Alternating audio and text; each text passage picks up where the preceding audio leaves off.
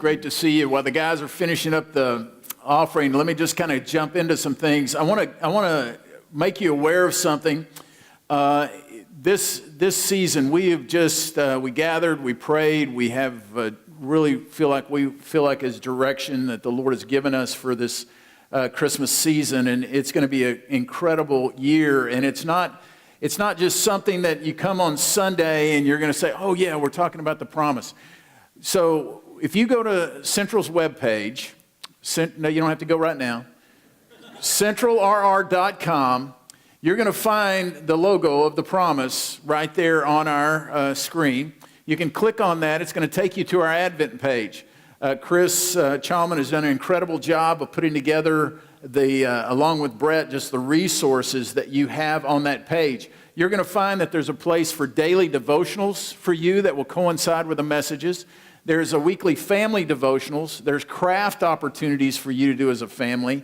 And then there's a Spotify music list that you can go on and listen to, that songs we've picked out about the season going with what we're doing here. And you're able to go on there. So go check it out. It is good. If you do not connect and you do not get some anticipation and excitement about this season, man, we've done everything we can to set the table. And that's kind of what today is. You know, you go and you know, somebody may be cooking up and there's different courses, but you got to start by setting the table, right? You got to get it ready. And today a little bit, I want to take the opportunity to set the table. As Alan has said, Advent means coming. It's an anticipation, especially of someone that is about to come. And we can say, well, Jesus has already come. Yes, He has come. But there's something about the buildup to experience Him more. I love this about the Scriptures, that it's not like a one dose and you get to know everything. It's a progressive knowing of Him. And we just really pray that this year there's an anticipation that increases in you. Many of you can remember as a child just the anticipation of Christmas Day and all that's happening. We want to pray that anticipation happens in your life. However, reality sets in, and there's two terms that I use quite often that I just kind of introduced to you again. One is called the law of diminishing returns. The law of diminishing returns mean the longer you do something, the less you experience it fully. Let's take a roller coaster. You remember taking a look at that roller coaster and the drop, and the first time you're on it, there's this incredible anticipation of what is about to take place, especially when you come over what is probably the last drop and your stomach is up in your throat. I mean, all that kind of stuff. Just the anticipation was beyond what you can ever imagine. You do it again and again and again. Pretty soon there's a law of diminishing returns. And it's a rule of life. The longer you do something, the less you truly experience it. There's another term that I use called visual lethargy. Visual lethargy is the more you see something, the less you see it. In other words, there's a billboard and you recognize it the first time and you're thinking, man, that is cool. Look at that billboard. Then you come by it again, you drive by it again, you drive by it again, and somebody will say, hey, have you seen that billboard? Oh, man, you don't even notice it anymore. I had a friend that used to work in Colorado Springs. From his office, he could literally see Pikes Peak. And I was talking to him on the phone one day, and I said, man, that must be cool to see Pikes Peak every day. And he said, you know, Mark, I don't even notice it anymore. You know, visual lethargy, all of us have it. We have the law of diminishing returns in our life, and we have visual lethargy. And let's be honest, a lot of times it happens with Christmas, about the coming of Christ. It's, you know, songs start now, October, July, you get Christmas movies. And it's just, we get this lethargy. We get this numbness that comes, oh, here comes Christmas again. Here comes Christmas again. And we miss, truly, you hate to say it in a billboard kind of way, but we truly miss the reason that this season is all about, and we miss Jesus. So our prayer as a staff has been, as we come to unpack this season, is that God will literally give us like the first time experience of knowing Jesus. And we want to try to build up your anticipation. The first candle that is lit on Advent is the hope candle. It has to do with the prophecy that Jesus was going to come. And that's where I want to walk with you a little bit. I'm going to be reading a lot of scripture to you today. I'm going to give you the address. Most of them will be on the screen, and you are not going to be able to find them all and keep up with it. I wish I could say you do. You Bible drillers, Brent, we'll see what the Awana kids got going for them. And we're gonna be showing this. So we're gonna begin. And you know, I found something. I thought this was great. There's a book called The World's Worst Predictions. The World's Worst Predictions. And so here are some of the predictions that were in this book. King George II said in 1773, he said the American colonies have too little a stomach for revolution. Famous last words, right? An official of the White Star Line, he was talking about their newly built flagship, the Titanic, launched in 1912. He declared, this ship cannot sink. A prediction that did not pan out. In 1939, the New York Times said that there's a problem with TV in that the people have to be glued to it all the time, and the average American won't have time to watch it. One more. An English astronomy professor in the early 19th century said that air travel at high speed would be impossible because passengers would suffocate. These are predictions, true predictions that were made somewhere along the line. And I remember Roger Bannister, the first guy that broke the 4-minute mile in running. It was said by everybody, there's no way humanly possible that a man can outrun the 4-minute mile. And he was the first one that did it. See, these predictions have been made, and they've not been lived up to. God made bold predictions in His Word. And were they really fulfilled in Christ? It says in Galatians chapter 4, it's 4:4 and following there, it says that in the fullness of time, Jesus came. That fullness of time means not the completion of time. It means at the perfect time He came. And why did He come? He came for the redemption of mankind. He came to restore a relationship with us that now we can come back to call Him Father. And we're going to look at this through the scriptures. We're just going to kind of walk the timeline a little bit so you can get it. Let's go back to Adam and Eve in the garden. Right from the very beginning, God created out of nothing. He created the heavens and the earth. He created the moon and the stars. He created land and water. He created animal kind. And then He created man and woman, and He put them in the garden. And we know the story of Adam and Eve in the garden. We know that the Lord had one thing for them, is that they were not to eat of a particular tree, of the fruit of that tree, because once they did it, death would enter. Now, I don't understand the full capacity of this. I know theology. I know the scriptures. Why the serpent God allowed that situation, we will have to ask Him one day. But the serpent is there in the garden. And you remember that the serpent deceived Eve. Eve ate of the tree. She gave to Adam. He ate of the tree. We're not going to go into all the ramifications right now. But I can tell you that once that happened, their disobedience, evil took over. Death came. Hatred came. Murder came. Death entered into the picture at that point. Not only death of the physical body, but the death of the separation that existed between God and His creation, and you and I have walked that out ever since. And this is what took place. However, there was a conversation that took place in the garden, and in Genesis chapter 3, this is how this conversation went a little bit between God and the serpent. The Lord God said to the serpent, "Because you have done this, cursed are you above all livestock and above all beasts of the field. On your belly you shall go, and dust you shall eat all the days of your life." And then He says this, "I will put enmity," a separation, an animosity between you and the woman, and between your offspring and her offspring. And he, notice it says, he shall bruise your head, and you shall bruise his heel. In other words, he's going to crush your head. You will have your moment of injure of him, but he will crush your head. Well, who is he referring to? He's referring to the one who is going to come, the one who is ultimately going to be the deliverer, the one who is ultimately going to come and crush the enemy's head.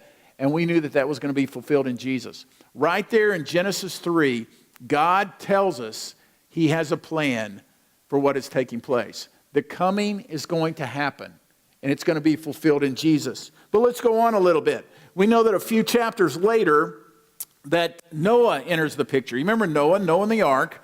And what happens is that the world has evil is at full-blown reign, and God allows the earth to be destroyed. He causes the earth to be destroyed, and what happens is the floodwaters come from an out with an in. It's just total devastation. The only one that survives is Noah and his family. He has 3 sons, you may remember, and one of those sons, his name is Shem, not one of the 3 stooges, but Shem. And Shem, out of his line, it's going to continue, because this is what the scripture says. Genesis 9, 26 and 27. He also said, "Blessed be the Lord, the God of Shem, and let Canaan be his servant. May God enlarge Japheth, and let him dwell in the tents of Shem, and let Canaan be his servant." What God is doing there is he's saying that this deliverer who is going to come from the woman who is going to come from the line of Shem. See, it's going from mankind a little bit in a little bit more. So it's going to come from the line of Shem. Well, what happens from there? There's a guy that enters the scene by the name of Abraham. Last week, Jared did a great job of unpacking the promise that was made to Abraham.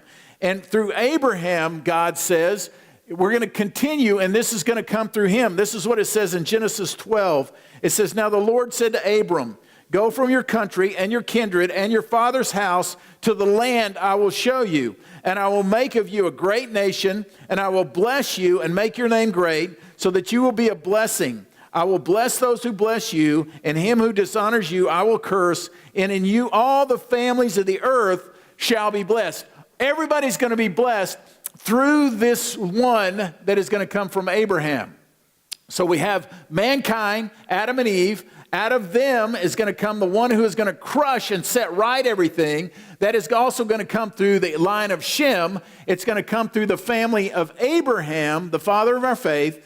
And where do we go from there? Abraham had a son named Isaac. Isaac had a son named Jacob. Jacob had 12 sons. One of those sons' name was Judah. And the scripture says that out of the line of Judah is one that's going to come. This is what it says in Genesis 49:10. It says, "The scepter shall not depart from Judah, nor the ruler's staff from between his feet, until tribute comes to him, and to him shall be the obedience of the people." In other words, out of all of these sons we've got Abraham. It's going to come through Abraham. Abraham has these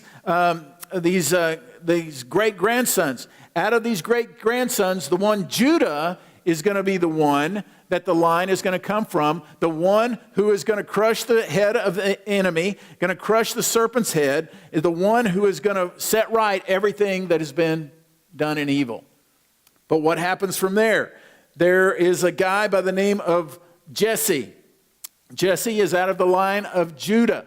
And this is what it says. Isaiah the prophet says this in Isaiah 11, 1 through 3. It says, "There shall come forth a shoot from the stump of Jesse, and a branch from his roots shall bear fruit. And the Spirit of the Lord shall rest upon him, the Spirit of wisdom and understanding, the Spirit of counsel and might, the Spirit of knowledge and the fear of the Lord. And his delight shall be in the fear of the Lord." It says that one is going to come from the stump of Jesse, from the root of Jesse, it's going to come from. So what's happening is evil entered in the garden that had to be dealt with. In other words, if it was not dealt with, we had no hope. We had no hope. So out of the seed of Eve, this is going to come. It's going to come through the line of Shem. It's going to come through Abraham. It's going to come through Judah, and it's going to come through the household of Jesse. Well, we remember the story of Jesse. Let me fill you in a little bit. Is that Jesse had 8 sons. And Samuel the prophet went because Saul had been king and Saul had disappointed God, disobedience. He was put aside. So the new king is going to come. Samuel comes to Jesse and he says, let me see your boys. He parades 7 of them by them. Very fit guys, but Samuel said, these are not them. Do you not have another son? He said, I've got one more son. He's the runt of the litter. He's out watching the sheep in the field. Samuel says, we're not going to sit down until you bring him here. So what happens is they go out and they get David. They wait until he comes. And as soon as he comes in, he's probably a young teenager, Samuel said, this is God's anointed. And he anoints him at that point. And so David is going to become king. So out of the line of David is where this ultimate deliverer is going to come from, because it says in Jeremiah 33, verses 14 through 16, behold, the days are coming, declares the Lord, when I will fulfill the promise I made to the house of Israel and the house of Judah. In those days and at that time, I will cause a righteous branch to spring up for David. And he shall execute justice and righteousness in the land. In those days, Judah will be saved, and Jerusalem will dwell securely. And this is the name by which it will be called, the Lord is our righteousness. So out of David now as king, the Lord makes a promise that one of yours will always be on the throne, but there is one who's coming that is going to fulfill all righteousness. And who is that? It's the Messiah, the one they were waiting for. It's going to ultimately be Jesus. So you're with me. Right from the very beginning, evil entered, death entered. We still see the effects of it daily, don't we? You pick up the paper, you see how sin rules so much. But in the fullness of time, we know that this is going to be worked out. So it happens as it goes on. God is saying this is going to happen. Now, here's our problem. We take the scriptures and we read it as though it's all current. I mean, it all happened at the same time. The prophet Isaiah was 600 years before Jesus ever came on the scene. And then you take it back to the very beginning. So it's not like, oh, they sat down and started comparing notes and writing this. No, God is making this bold prophetic prediction that's going to come about eventually through the deliverer. But after David, the prophets come along, and we start seeing the prophets, and the prophets are there, and we start seeing that a guy by the name of Micah makes a prediction, and a bold one, that says that the deliverer is going to come from a little town called Bethlehem. Micah 5:2 is where that is found. And you may think, well, that's just kind of random. It's not random, because you remember when Matthew comes along, that there was 3 guys that came, the Magi. I'm not going to talk much about the Magi because Alan is going to deal with this in a few weeks. But out of the wise men, the Magi, they came and they were following the star, and they said, where's the king? And Herod's all up in a fuss on what this is supposed to do. He brings in his religious leaders, and they say, when is this supposed to happen? They went to the scriptures, and they came back, and they knew the scriptures taught that he would be born in Bethlehem. So it's not like, oh, this wasn't known. Micah 5:2, he's going to be born in Bethlehem. But not only the place, but the time he was going to come. It says in Daniel, if you read Daniel, some of it's kind of in a prophetic way that we don't quite understand quite so much. But in Daniel, it says in Daniel 9:26 that the one who is to come will be born before Jerusalem and the temple are destroyed.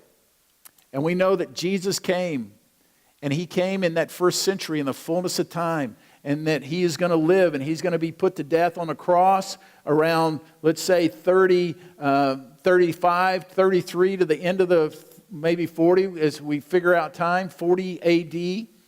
Is what we're looking at. Jerusalem fell at 70. So they knew the place, they knew the time this was going to happen. And we're going to get into Isaiah in just a second, how it even more specific. But what happened is these prophets began to speak, and they began to point signposts that brought hope that the deliverer is going to come. But then all of a sudden Malachi comes around, which is the last book in the Old Testament. And Malachi talks about this, but he talks even more about the one who is to come beforehand, like the prophet Elijah. And we knew that is eventually going to be John the Baptist. But at the end of Malachi, time does not stop. But there's a 400-year gap between the revelation of God in Malachi to before the New Testament comes around with Matthew. 400 years. Was God being silent? No. He was in the fullness of time going to work this out, but this is his revelation up to that point. It's like anticipate. You're desperate. You need this, and it's coming. But can you imagine? See, I eat breakfast, and I'm anticipating lunch already. And I'm eating lunch, I anticipate dinner. I mean, this is just the way it works. And can you imagine an anticipation of 400 years? 400 years before Jesus comes on the scene. But he came in the fullness of time. Do you see how the whole Old Testament is pointing towards that day? Because we were lost and we were fractured from our relationship with our Father. I mentioned Isaiah the prophet. And I want to read to you something out of Isaiah the prophet. And Isaiah the prophet, in chapter 9, let me just read part of this to you because this is really cool. In Isaiah chapter 9, let me begin with verse 1 and just follow along a little bit. It says, "But there will be no gloom for her who was in anguish. In the former time he brought into contempt the land of Zebulun and the land of Naphtali. But in the latter time he has made glorious the way of the sea, the land beyond the Jordan, Galilee of the nations." And you're thinking, Mark, that does not register in my historical banks at all. But let me just kind of give you a picture because this is cool. You see, of course, we just got back from Israel not too long back.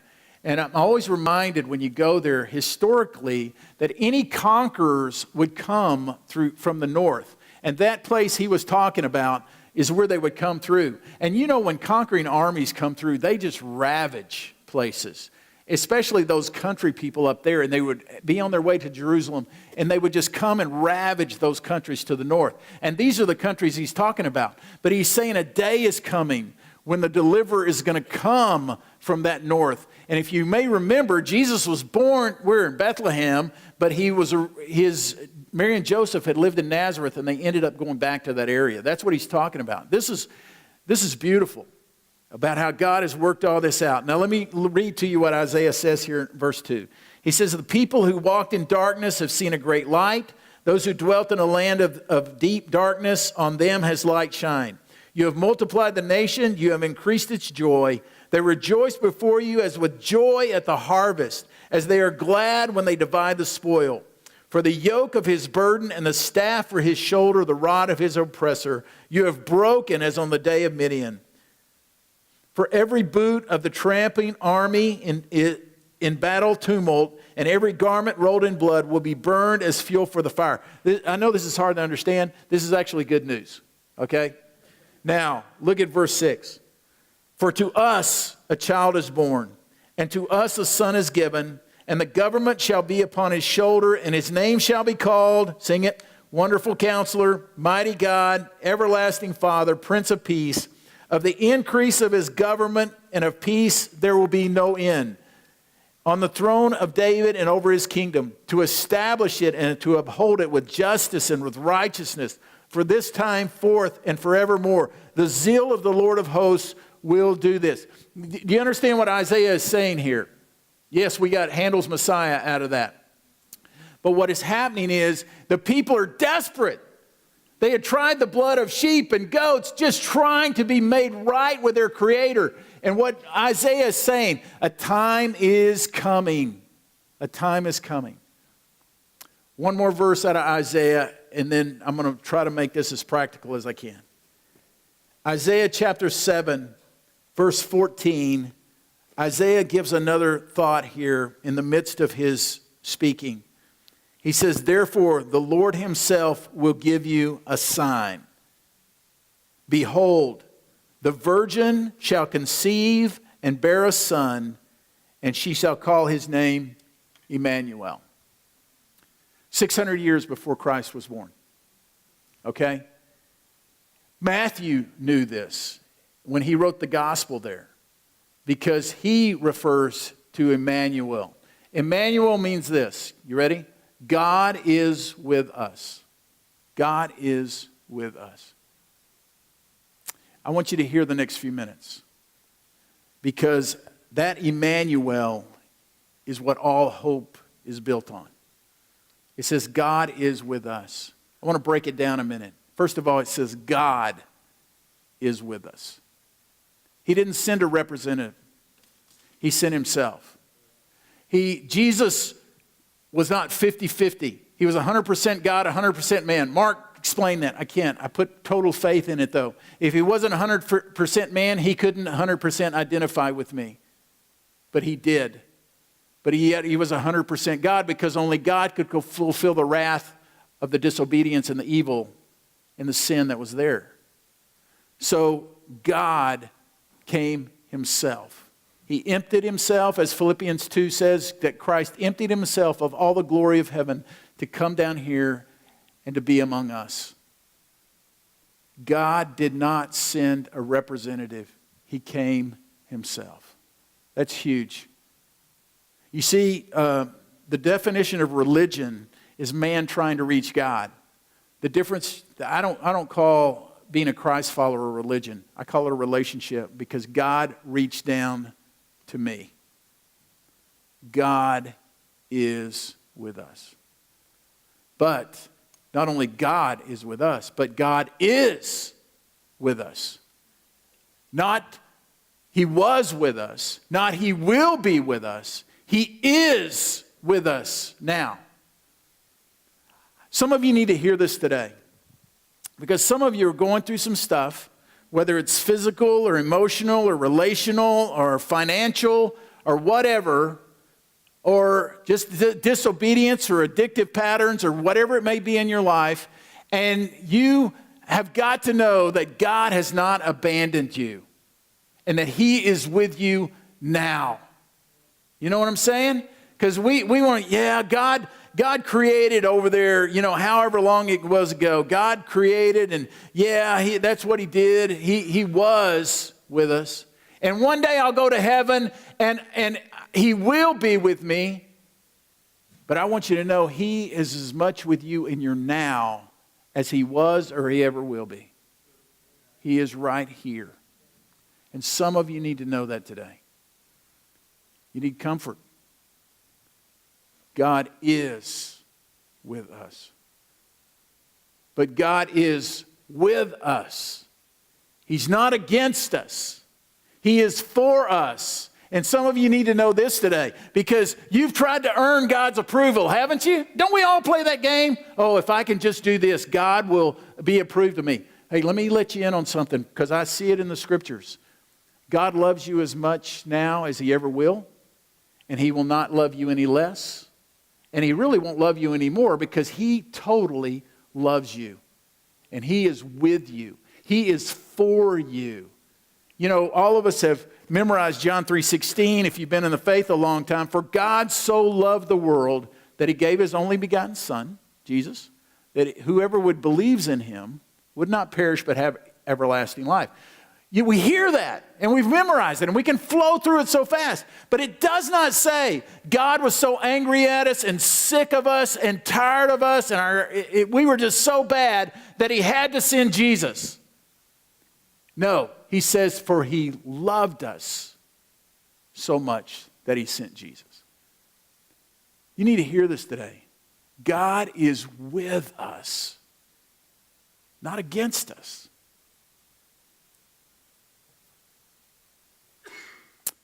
You need to hear that. God is with us. He's with us.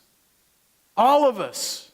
He came for all of mankind. Not for the super spiritual, not for the paid Christians that, we talk about the calling that they have. Not for them, not for the prophets in the Old Testament only, or for the apostles and Paul for sure. He is with us. He is as much in this room as anywhere else on this planet. He is with us. And here, I don't say this to scare you. I just say it because it's reality. There's nothing hidden from him. We sometimes think, oh, man, if God only knew my motives. He knows your motives. He knows what you do in the dark. He knows what you do anytime. But He is with us. We need to hear this. We need to know that He has not abandoned us. You ever felt that before? God, where are you? Things are hard. No, I am with you. I am with you. God is with us. I was reading, and because, I'm heading into the home here, and just hear me a minute. That law of diminishing returns and that visual lethargy and apathy that comes upon our heart, it just happens. It didn't happen overnight. It's a slow fade. It's a slow, gradual thing. And as we were talking through this, and I was going over with the staff just about the objectives of this month and the series and everything, and I told them, I said, above all else, what I want is I want us to get Christ intoxicated. Christ intoxicated. We know what intoxicated means. Some of you know more than others. But you know what it's intoxicated, especially if it's alcohol. It's something that takes over and controls you, and you desire it more and more because of the intoxication that it comes. But we're not just intoxicated with alcohol. It's intoxicated with adrenaline rushes from different things, and intoxicated, I've seen many a young man or young woman smitten with each other, and there's this intoxication. You just got to be around them. You can't hide it, man. People look on your face, and it's obvious you're in love, and this kind of stuff. Or there's other people that are intoxicated. I know that hunting season, man, some guys and girls, man, they get intoxicated to want to do part of that. But there's certain things that just control us. But my prayer is that we would get Christ intoxicated, that we would just desire Him. We would desire more of Him. There's been an anticipation that imagine those people who were walking in that brokenness and separation from their Creator. The relationship had been broken for thousands of years, and then all of a sudden, Jesus comes on the scene. He comes on the scene. And that's my prayer. God, we want to become intoxicated, but we become law of diminishing returns. We've got this visual lethargy. How can He work through that? And I was reading in Hosea. If you've ever read Hosea, man, Hosea had a hard journey. That's all I can say. Hosea was a prophet that God said, go marry a prostitute, and she's gonna turn her back on you, and then I want you to go and I want you to pay money to get her back. And golly, that's a hard story.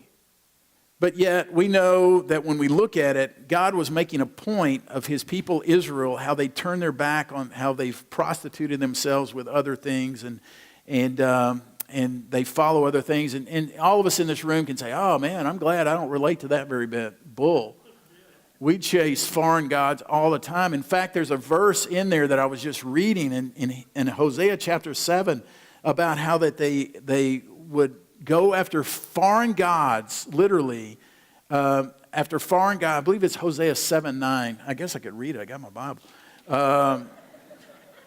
This is what it says in the ESV here. It says, strangers devour his strength, and he knows it not. Gray hairs are sprinkled upon him, and he knows it not. What he is saying here is that mankind has chasing these foreign gods, these other little g gods, and their strength is faded and they don't even know it. I believe this describes today. I really do. And we can say, I read the scriptures and I say, God, where's the power? Where's the power in my life? Where's the power in your bride, the church, the way it needs to be? And the Lord just says so often, your strength's been sapped because you've chased little g gods and you don't even know it. Your lack of purity is right along the lines of your lack of power. That's another sermon. But in Hosea chapter 10, I just want to read a verse to you because I think this is to sum up where we are. Because I think if we're going to get beyond this apathy, it says this: sow for yourselves righteousness, reap steadfast love. And then he says this: break up your fallow ground, for it is the time to seek the Lord, that he may come and rain righteousness upon you. Plow up your fallow ground. Plow up. You know what it's like to have that hard ground? When we had the drought, you just couldn't, the thing couldn't even hold water. It was so dry up. And that's what the prophet is saying here. It's time for you to plow up the fallow ground of your heart and see what God can do. See, that's my prayer. God, let us be Christ intoxicated, but before we get there, you got to plow up some fallow ground. We've allowed it to get hard. You know as well as I do. We've just allowed it to get hard. And here's the sad thing.